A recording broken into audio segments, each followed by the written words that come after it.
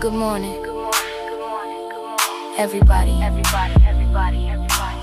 Happy Easter, and Easter is happy. Yeah.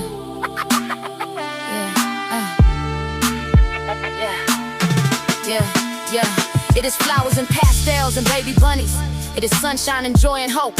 It is rebirth and second chances and new life and fresh starts. It is the most important day of the year for all of us who believe, even more than Christ's birth. More than his death, his resurrection, his second birth into a permanent life. That is what is most crucial to us. His revival and resurrection mean the same for us. We celebrate today the promise of a new life that never ends in death. But standing here today, I have to tell you, there are moments in which that promise seems irretrievably far away, when life itself seems far harder than death. These moments of deep disappointment with God, the feeling of utter abandonment. For most of us, there will come a time in our life when these feelings hold sway in our tradition. We are taught to take comfort in the fact that our friend Jesus in his short life experienced every single emotion that we humans can feel, that is taking on the form of humanity made up. Not a distant observer to our pain, but a hands-on experiencer of it. Recently though, in my own season of trial, I have wondered, I have questioned whether Jesus really ever experienced this particular wound that I feel, this grievous and uniquely cruel injury of not knowing, of uncertainty and confusion and answers withheld in those darkest moments.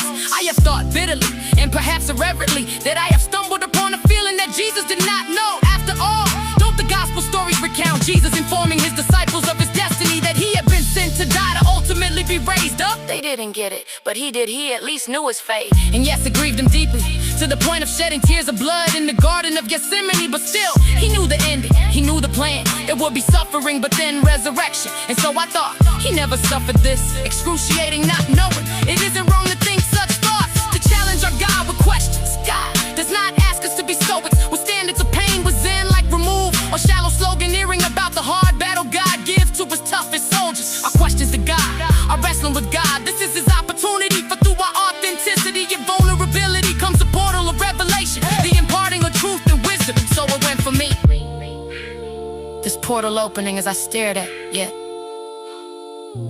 another incongruently luminous desert sunset amidst my spirit's utter darkness. Suddenly, I remember the grave. I remember 3 days in the grave.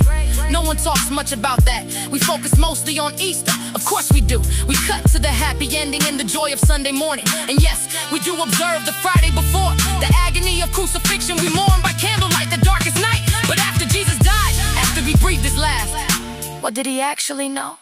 On the cross, he cried out, my God, why have you forsaken me?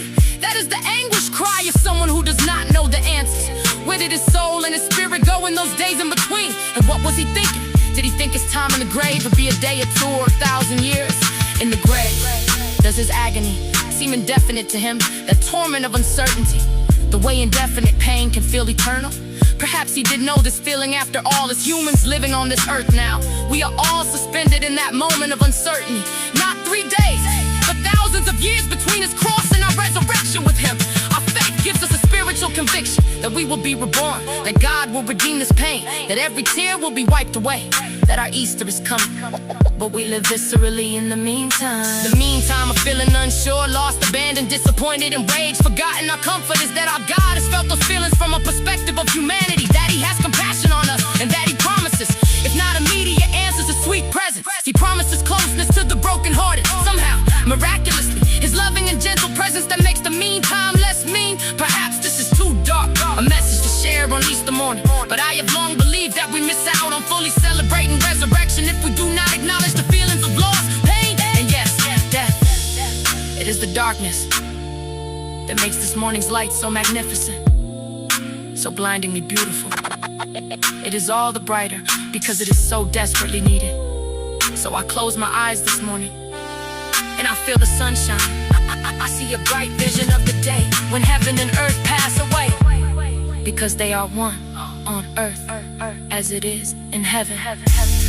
When we celebrate today, but this is what we celebrate, and I celebrate too. I still believe, and so I say with conviction, Happy Easter.